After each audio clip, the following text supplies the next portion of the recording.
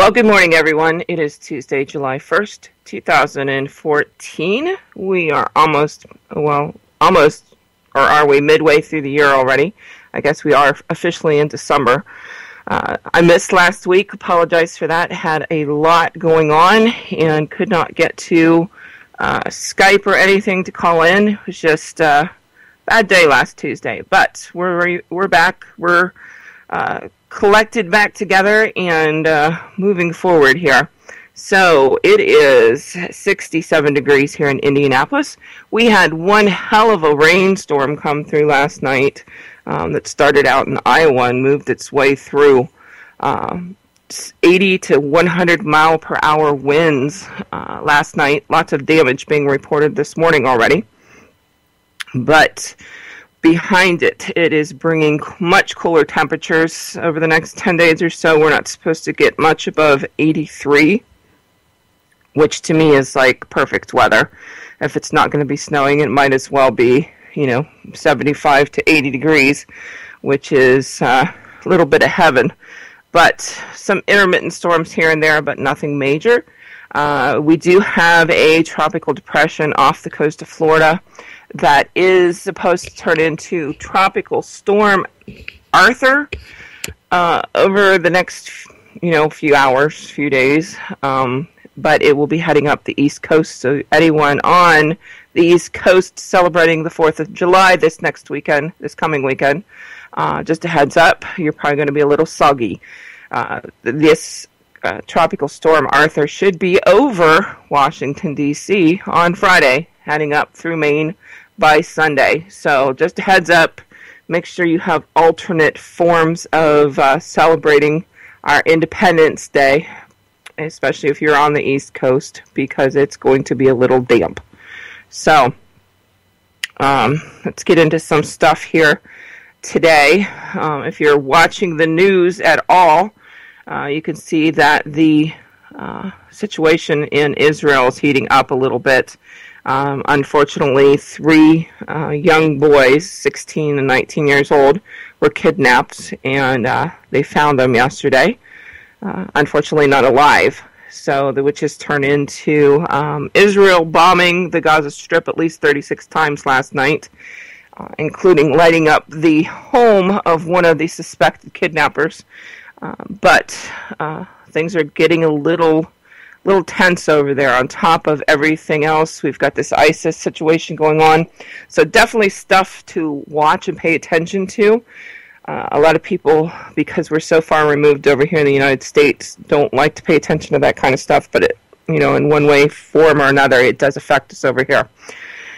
Lots of questions and concerns about what's going on in our southern border. We've seen the states themselves now step up instead of waiting for our federal government to do anything. And I know several militia members have gone to the southern border, specifically in Texas itself, to try and stop the inflow of people, children, women, and everybody else that seems to be traveling along with them. And I say that because, the news likes to report the fact that it's women and children, very young children, coming across the border. And in fact, we've seen plenty of gang members and foreign troops and whoever else happens to be in the area come across. Is it a smokescreen? Quite possibly is. But it's been reported, too, a lot of these people are not from Mexico itself, but from South America and Guatemala. So lots of questions. Why are they coming up? How did they get all the way through Mexico before they came to the border? And what the hell's going on? But also, just some concerns. I know there's been reported cases of swine flu, of TB, all kinds of diseases that are also coming across the border with them. Now, these people aren't just staying down there.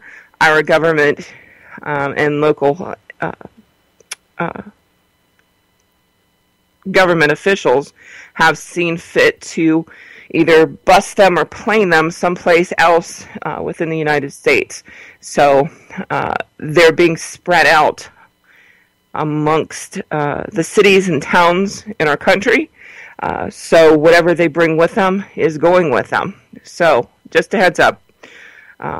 Just pay attention, see what's going on, and take any precautions that you need to stay safe out there.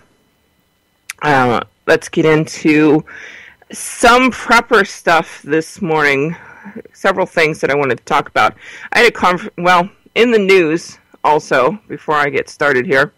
Let me click this so that way I can get it off my screen here. But 4th of July weekend coming up this Friday.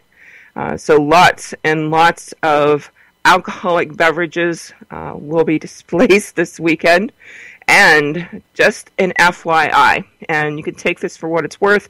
I know there's arguments on both sides that are reasonable, but anyone, and this was reported out of the state of Oregon, but I assure you that it will be going on in multiple other places this weekend. But if you refuse an alcohol breath test on July the 4th, expect to have to give a blood test instead. And this is out of Eugene, Oregon. If you refuse to take an alcohol breath test this 4th of July weekend, be prepared to give blood. Eugene, Springfield, and Oregon State Police plan a no-refusal weekend over the Independence Day holiday. Police plan to work in coordination with prosecutors and judges to quickly obtain blood draw warrants for drivers who refuse blood alcohol content testing. Well, first of all, you're a dumbass if you're driving while you've been drinking anyways. But, it goes back to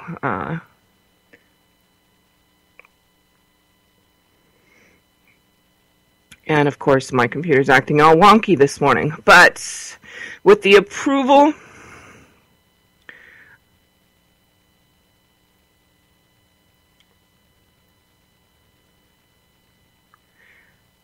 Oh, here we go. Police plan to work in coordination with prosecutors and judges to quickly obtain the blood draw warrants for drivers who refuse blood alcohol content testing. With the approval of a judge, anyone suspected of impaired driving who lawfully refuses to provide a breath sample is subject to blood testing at the scene, a medical facility, or the nearest jail facility, police said. Anyone who refuses to take a breath test faces loss of their license for a year. Officer Ryan Stone said some drivers would take that route in an attempt to avoid a longer sentence. No refusal enforcement efforts aim to prevent people from avoiding full accountability, he said. The goal, prevent drunk driving crashes. Completely understand that. Completely understand that people that have been drinking should not be driving. One thing that's often forgotten about is that the person that caused the DUI crash is a normal person, upstanding citizen, and their life gets turned upside down and destroyed in an instant from their bad choice, Stone said. We want to make sure we're doing everything we can to prevent the victims. People keep getting hurt and killed, and also from somebody turning their whole life inside out and throwing everything away. And it goes on from there. But just a heads up, and like I said, I guarantee you this is not just happening in Oregon this weekend. This will be all over the place. If they think they can do it and get away with it. And like I said, there are mixed emotions on both sides of this. Understand the fact that you should not be driving while you're drinking. But to be forced to have to give blood, I just think that there are other ways that they need to look at that. And I've seen the video from multiple sources pertaining to strapping your ass down and taking the blood from you. It's one of the reasons why I refused to send my son to public school with all the issues going on. One of the things they wanted us to do was to give them complete control over taking, blood from him whenever they felt like it. Like I said, there are mixed feelings on both sides of it. So just be a responsible person and stay out of trouble. All right. The next thing, which I found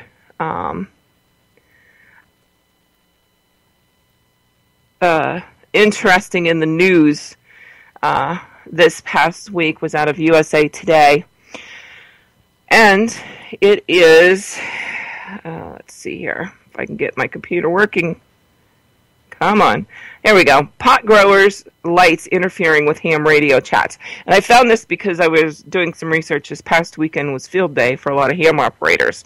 So a weekend where they got out, they got together in parks and recreational areas and brought out their equipment and kind of showed off. And, you know, as a newbie, it's a great way to go and meet people and learn about ham radio and communication, which is a huge thing for preppers because if the grid ever goes down, cell phones are going to be useless. Most homes no longer have landlines, telephones in them. So how are you going to communicate with people, you know, out there in the world? One of those is ham radios. We also utilize those for help during any kind of storm situations because when communication does go down, ham radios seem to be able to sustain through any kind of weather. But, so the ham radio is being interfered with by the pot growers. And here's why. And this is out of Boulder, Colorado. A few years ago, retired electrical engineer Tom Thompson noticed it was getting harder and harder to hear his friends across the country talking to him on their ham radio sets. So Thompson built a portable antenna system so he could walk his neighborhood and track down whatever was interfering with his radio transmission. The culprit? Marijuana grow operations whose powerful grow lights can emit interference-blocking radio broadcasts on the ham and AM spectrums. The first grower he encountered wasn't pleased to know Thompson, who's now 73 years old, could tell exactly what was going on. He said, "What are you going to do, call the cops?" And Thompson said, and I said, "Well, no, it's a federal matter." With 22 states and the District of Columbia allowing medical marijuana and Colorado and Washington permitting recreational use, there's been an explosion in the number of people growing their own pot, much of it indoors. With that growth has come increasing interference from the grow lights, which suck down huge amounts of electricity to shine upon budding marijuana plants. Growing pot indoors is usually more secure and gives the grower more control over light, water, and insects, which results in higher quality plants, commanding a premium price. The interference problems from one type of system has gotten so bad that the Amateur Radio Association, ARRL, filed a formal federal complaint on behalf of the country's 722,000 licensed hand operators. The problems are worse in Colorado and California, said Sean Kutzko, an ARRL spokesman.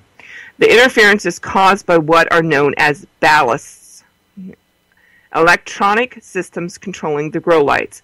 Unless they're properly shielded, the ballasts can throw off a wide range of interference. For ham radio operators in the area, it's like trying to have a conversation during an intense thunderstorm. We're not concerned about what people are using the grow lights for, Kutzko said, but we're seeing numerous cases, and that's causing us a problem. We want to make sure the manufacturers are in compliance with FCC laws. The FCC has the power to regulate anything that interferes with licensed radio transmissions such as ham sets, but also cell phones and AM radios. It often sends letters to people suspected of causing interference and also can send agents out to knock on doors, Kutzko said. In a statement, FCC spokesman Kim Hart said she couldn't address the specific complaint filed by AARL, but said the FCC is aware of the problems caused by certain grow lights. Thompson said he's also tracked down interference from traditional halogen lamps and even a neighbor's camcorder. Thompson said he recognizes that federal regulators probably have better things to do than force marijuana growers to change their lights, but he found his own solution. He created a $20 cable shield he gives out to anyone whose operation is interfering with his radio.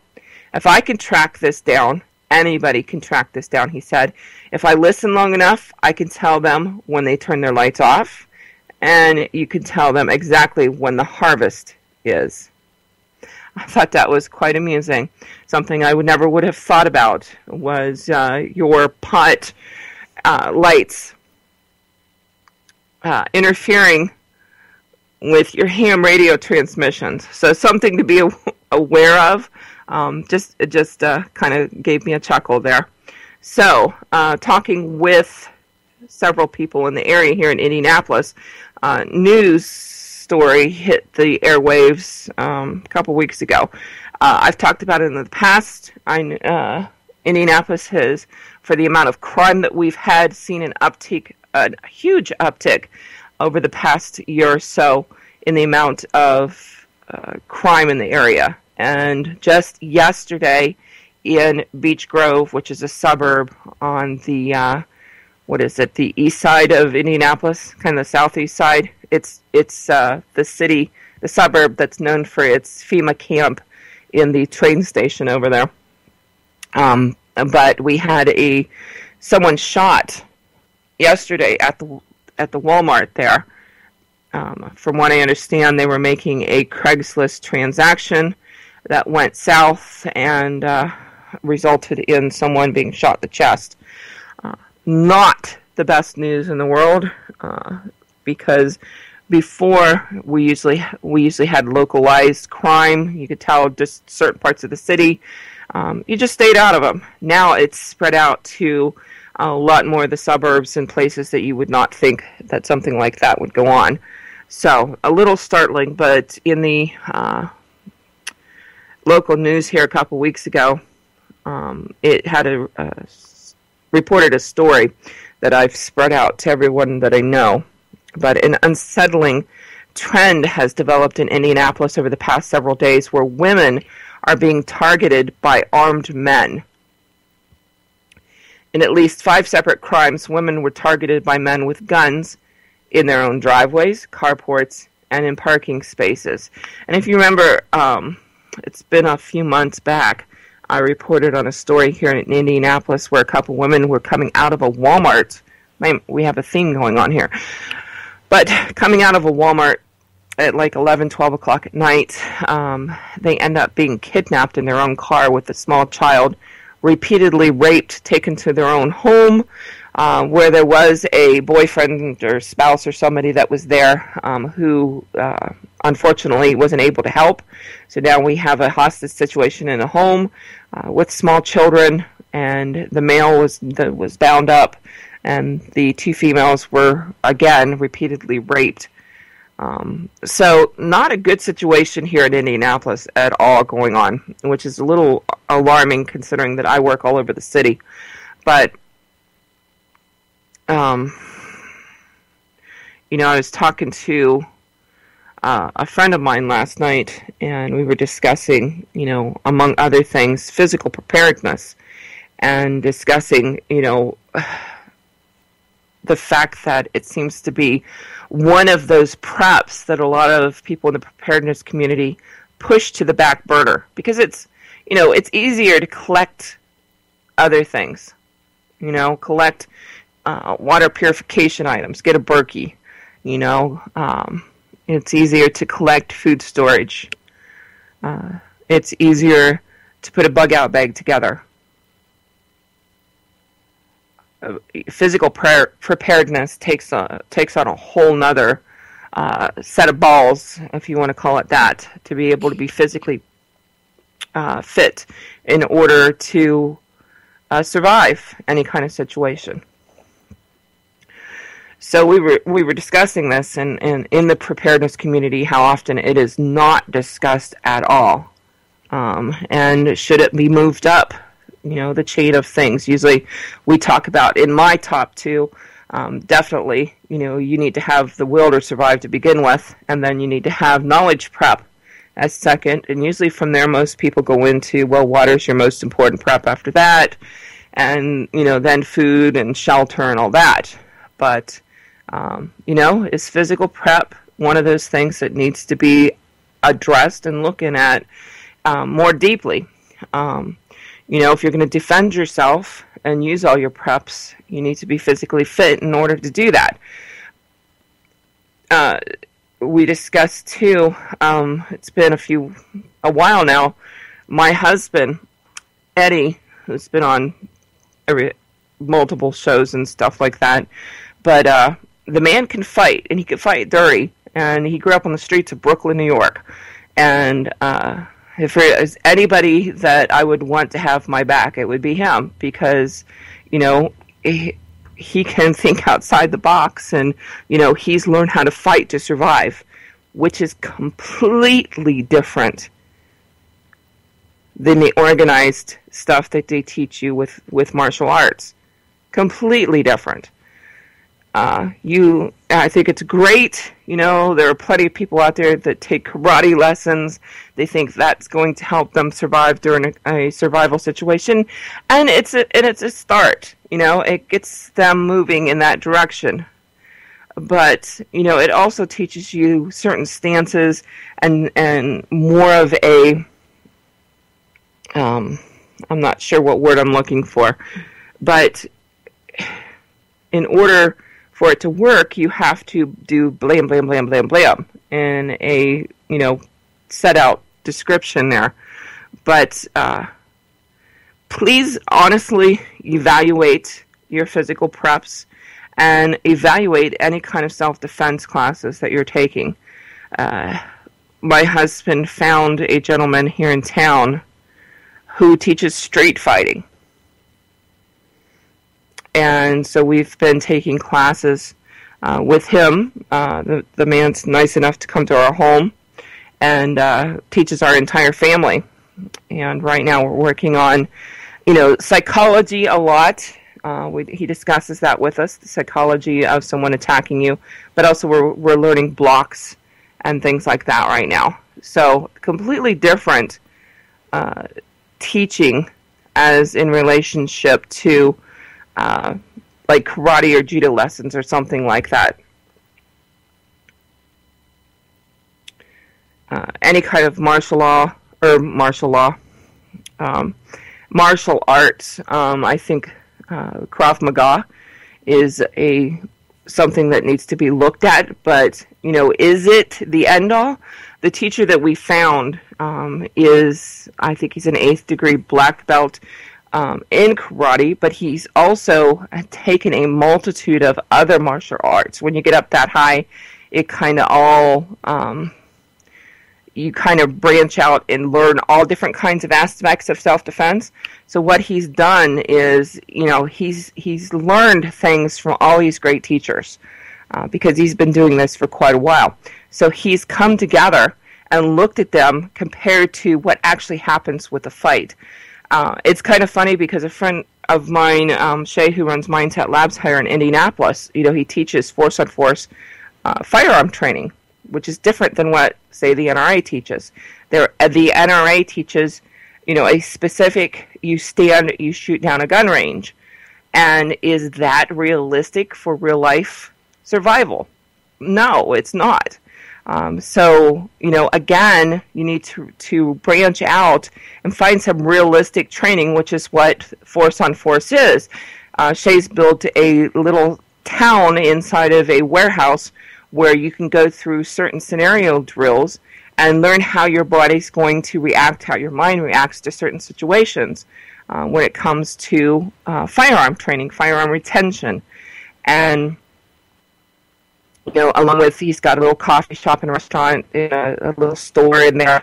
And then he also has vehicles because he teaches, you know, what would you do, what would happen if someone approached your car while you were at a stoplight and you were carjacked, which has happened here quite often here in the last couple months here in Indianapolis, downtown.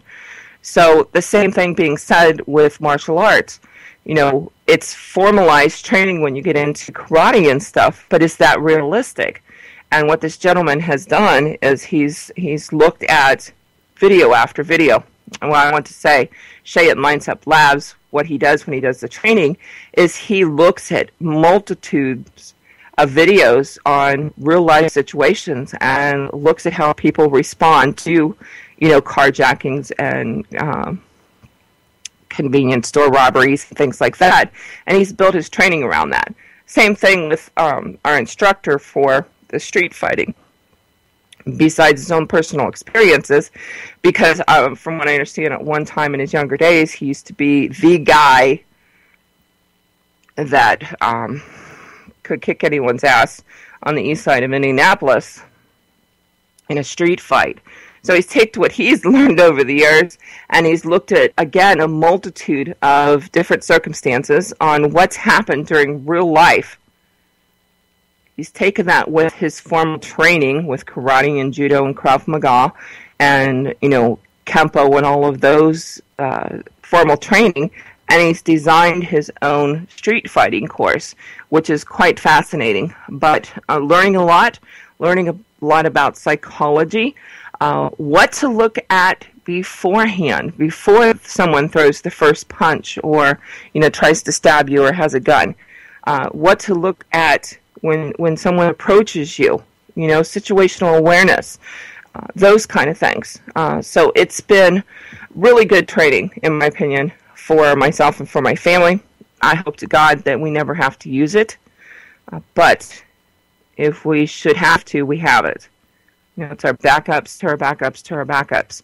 A lot of times people in the preparedness community get caught up in the fact that for self-defense, I got to get a gun. And I got to get 3 guns because I need a handgun and I need a long rifle and I need a shotgun. And that's my self-defense. And if I need something else, I'll get perimeter, trail cams up or, whatever. I'll need to get a knife.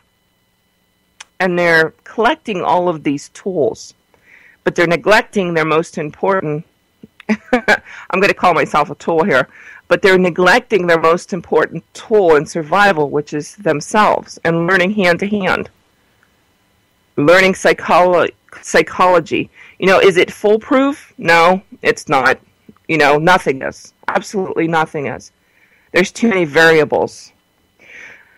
But if everything was taken away from you, what do you have left? You have nothing but yourself left. So it's important that you train yourself. And that goes back to physical preparedness and the conversation I had last night.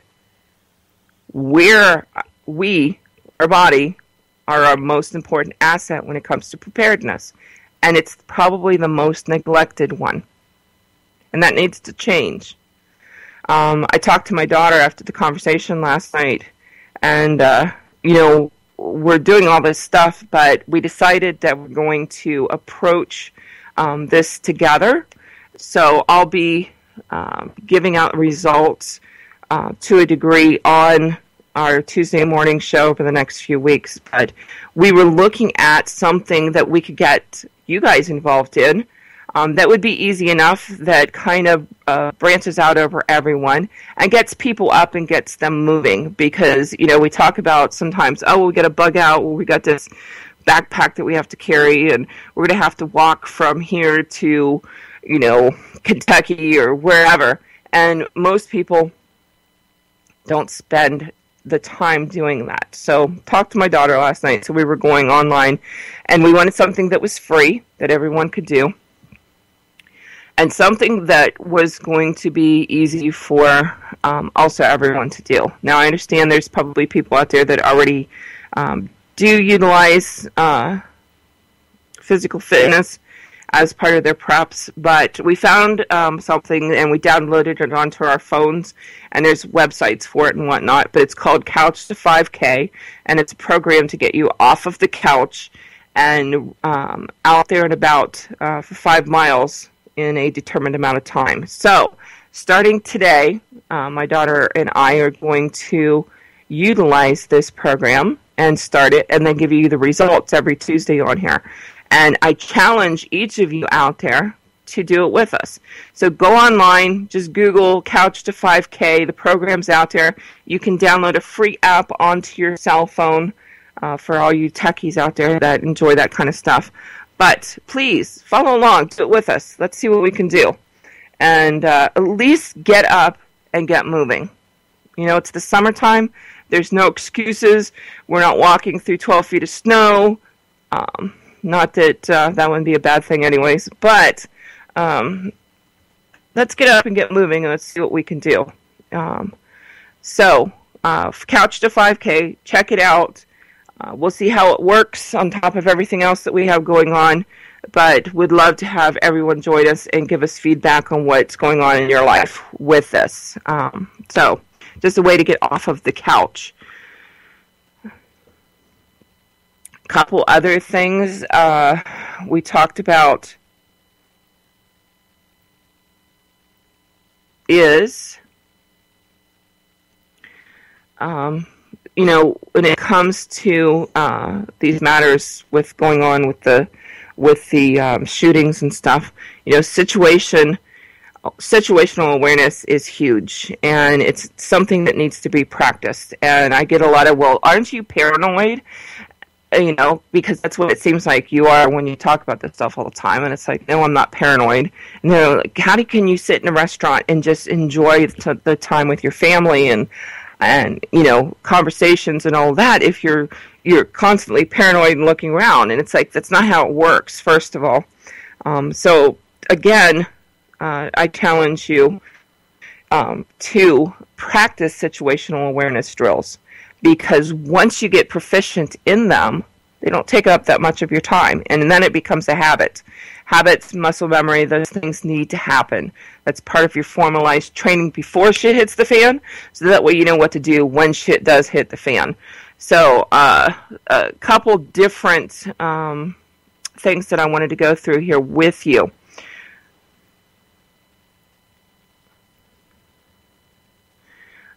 Different stories here that I found.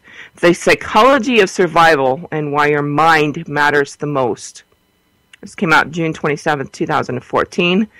And before embarking on a trek into the wilderness, most people will create a preliminary list of items and gear to bring with them to ensure comfort and safety. It might be something as simple and lightweight as a day pack, or something more extensive like a vehicle loaded with camping equipment. However, the most important and often overlooked piece of equipment is something we carry with us all the time, which is our brain. When emergencies occur and survival becomes priority, all of the gear in the world will not help if one cannot stay calm, rational, and focused. Before we can understand our psychology, it's too early. Before we can understand our psychological reactions in a survival setting, it is helpful to first know a bit about stress. Stress is not a disease that can be cured and eliminated. It is a condition we all experience. It is the name given to the reactions we have as we physically, mentally, and emotionally and spiritually respond to life's tensions. Is there a need for stress? We do need some stress in our lives because it has many positive benefits. Stress provides us with challenges. It gives us chances to learn about our values and our strengths. It can show our ability to handle pressure without breaking. It tests our adaptability and flexibility. It can stimulate us to do our best. It highlights what is important to us. Stress can be constructive or destructive. It can encourage or discourage, move us along to dead in our tracks. Stress can inspire you to operate successfully and perform at your maximum efficiency in a survival situation. It can also cause you to panic and forget all of your training. The key to your survival is your ability to manage the inevitable stresses you will encounter. The survivor is the person who works with their stresses instead of letting others work on them. Lowers, then we go into some common issues, stress when finding oneself stranded or otherwise unprepared. Injury, illness, or death. Injury, illness, and death are real possibilities a survivor has to face when lost in the wild. Perhaps nothing is more stressful than being alone in an unfamiliar environment when you could die from hunger, thirst, cold, heat, or predators.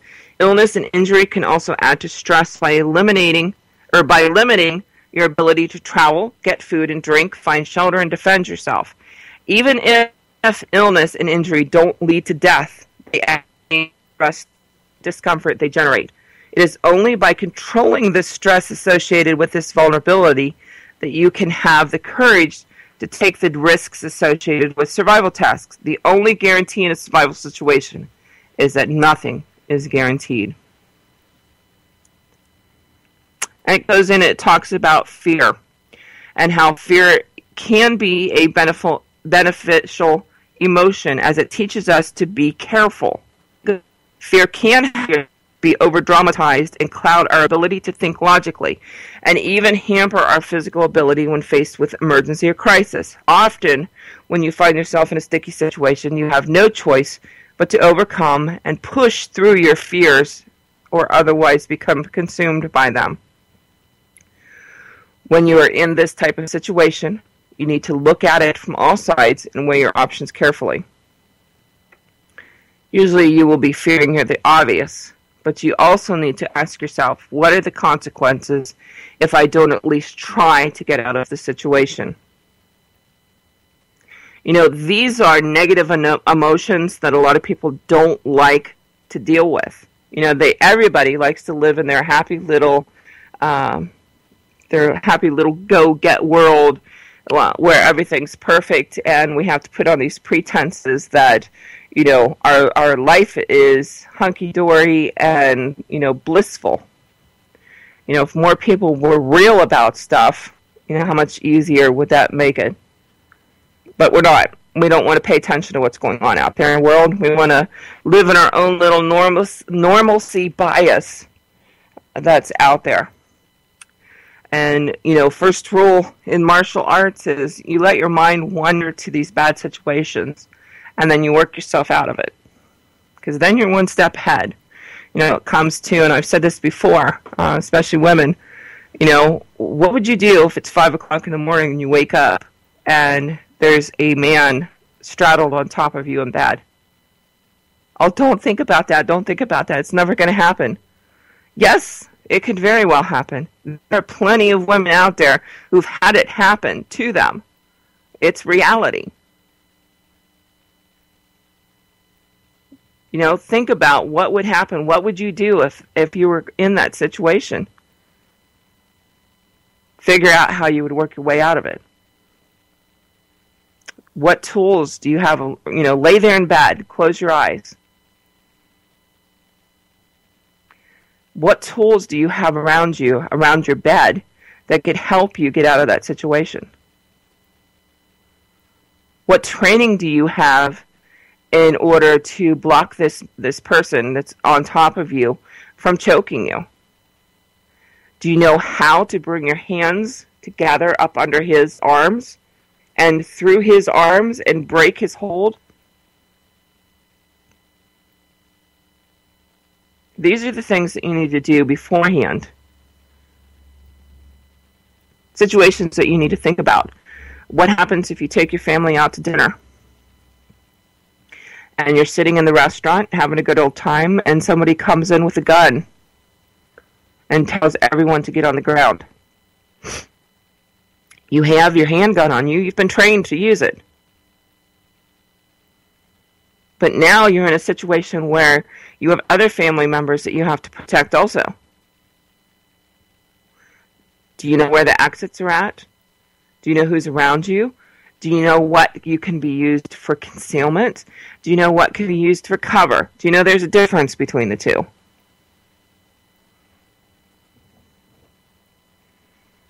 What would you do?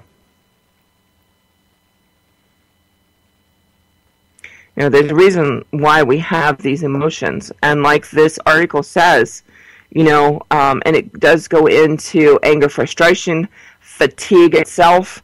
It goes into boredom and isolation. You know, things that you need to think about.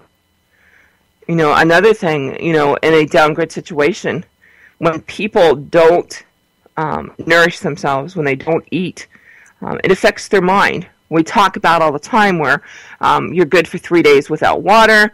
You know, you can last a lot longer without food. That's why we put water first before we look at our food preps. But people don't understand. When you don't drink water, when you don't eat food, it affects your mind and how you react and how you think and how you process things. being physically fit is very important. It will give you more of a leading edge there. But definitely something that a lot of people need to look at. Your attitude, to me, is the number one prep. If you don't give a shit about anything and you don't want to live, there's a very good chance you're not going to. I've been reading several books about survival situations and extraordinary survival situations. One of them was there was a plane flying that exploded, and a young girl fell out of the plane, still strapped to her seat, ended up falling to the ground, and survived through it. Okay, freak accident. But it talks about people in those kind of situations and why and how they do survive. And one of the things that I found fascinating and a common theme through all of this is that she had a mission. You know, she had to help everyone else. And if you look at survival situations, usually the doctor, the nurse, the medical profession is the one that always manages to last the longest, because they have that mission. They have to help people. They can't think about their own situation because they have to get their job done. They have to help other people to survive. That means they have to take care of themselves and be ready for any kind of situation beforehand.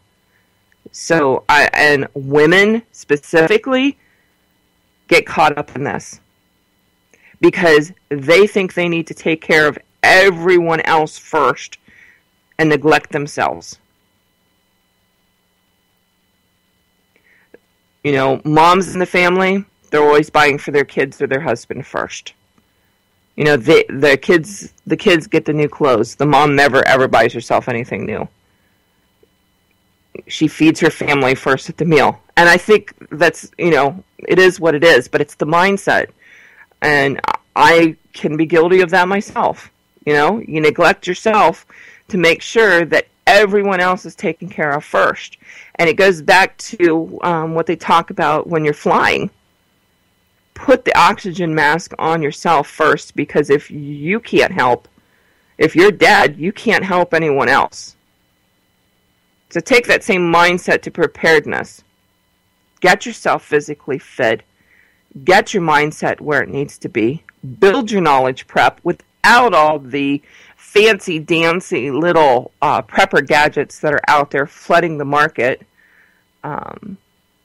Build those three things first, because then you can help other people. You can help your family then.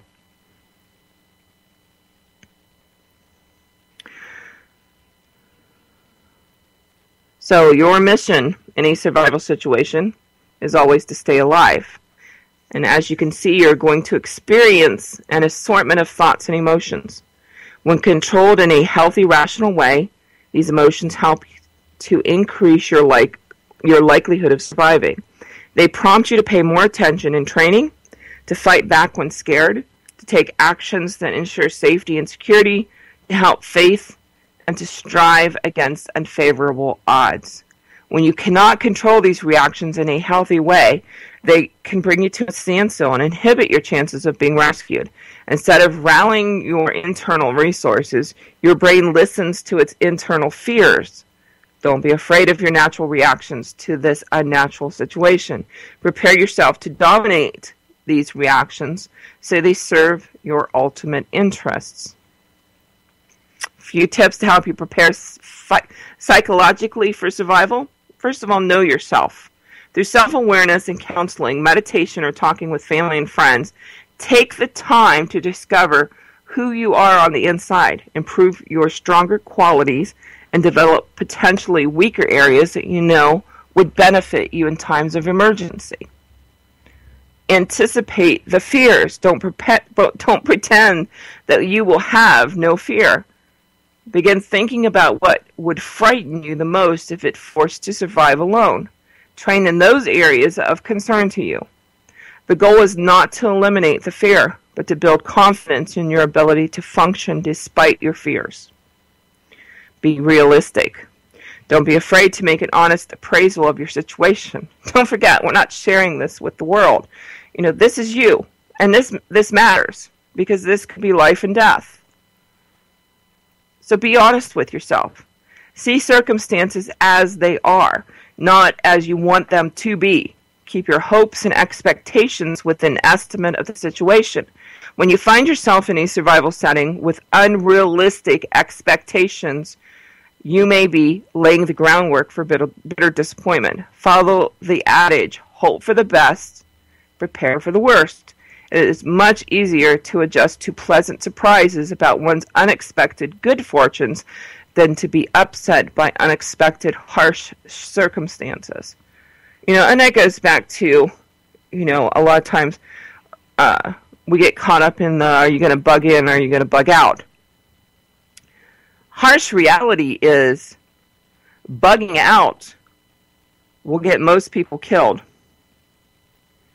because they are not anywhere close to being physically able to bug out. That's reality.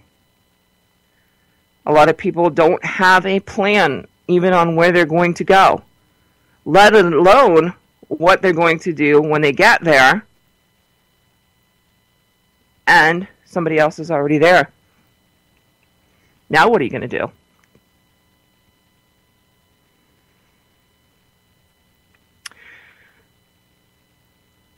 Adopt a positive attitude. Learn to see the potential good in everything. Looking for the good not only boosts morale, it also is excellent for exercising your imagination and creativity. Remind yourself what is at stake. Remember, failure to prepare yourself psychologically to cope with survival leads to reactions such as depression, carelessness, inattention, loss of confidence, poor decision making, and giving up before the body gives in. Remember, I said, if you don't have the will to survive, you're probably not going to. When you're up against situations for survival, you're not drinking enough liquids, you're not eating correctly, it messes with your mind. You're going to make decisions that if you were physically fit and everything was hunky-dory, totally different judgment calls. We've seen it multiple times. At stake is your life and the lives of those who you care about. Training. Through proper training and life experiences, you will harness skills that will prepare you to cope with the rigors of survival. Demonstrating your skills in mock situations will give you the confidence to call upon them should the need arises. Enroll in a wilderness survival course. Know how to use your tools and equipment before starting your journey. Strengthen your body and mind through exercise. The more realistic your training, the less overwhelming an actual survival situation will be. How many people do you know that collect prepper gadgets?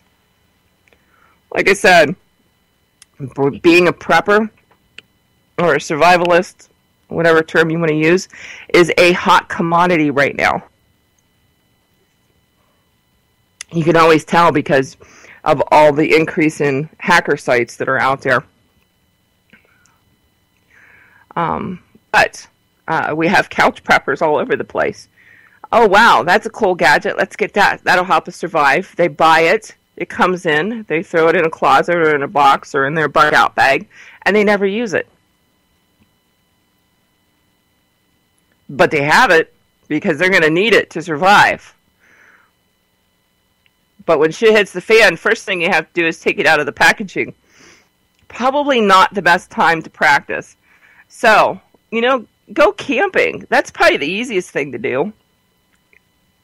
Get all your prepper gadgets, load them all up in your vehicle. You're in a contained, reasonably safe environment. If anything happens, you can just hop on your car and go to the hotel.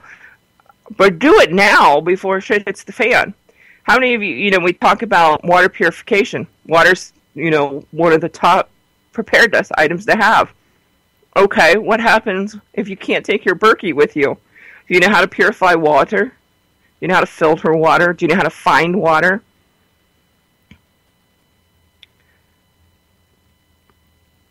How about lighting a fire? How do you light a fire without matches? What if you don't have your fancy-dancy little fire steel? What kind of wood do you look for? How do you build a fire to make sure that it does light and will last? These things you can practice now. There's plenty of free information out there. Go to my website. We have a whole section on downloadable files that you can download and get all the information that you want on how to do any of this stuff. But you got to get out there and you got to practice now. Just don't watch Survivor Man on TV. I mean, don't get me wrong. They have their place in the scheme of things. You know, they're great for motivation. As long as they get you off the couch. So, you know, go out to your backyard. Go out to the back porch. Do it on the stove in your kitchen. But you got to practice. You got to know how to do these things. And you got to learn how to do them very well. Because when you need them, you're going to be in a stressful situation. So learn stress management techniques. People under stress have a potential to panic if they are not well trained and not prepared psychologically to face whatever the circumstances may be. We've seen that plenty of times here. We get a snowstorm or something like that. We've seen the panic this past winter before we're supposed to get a blizzard from the sheeple. I mean, it's quite obvious what happens. Like I said before in another show, you know, we were expecting some ungodly amount of snow, like 2 feet or something like this one time this past winter. So I don't usually go to the store before a storm because I know the chaos that's out there. But this time I did. I wanted to see what it was going to be like. It was worse than Black Friday.